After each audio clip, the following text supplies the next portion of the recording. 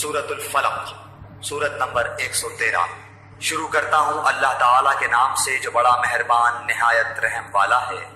قل اعوذ برب الفلق، آپ کہہ دیجئے کہ میں صبح کے رب کی پناہ میں آتا ہوں، من شر ما خلق، ہر اس چیز کے شر سے جو اس نے پیدا کی ہے، ومن شر غاسق اذا وقب، اور اندھیری رات کی تاریکی کے شر سے جب اس کا اندھیرا پھیل جائے، ومن شر النفاثات في العقد، اور گرہ لگا کر ان میں پھونکنے، ومن شر حاسد اذا حسد، اور حسد کرنے والے کی برائی سے بھی جب وہ حسد کرنے لگے۔ اللہ واللہ اللہ اللہ اللہ اللہ اللہ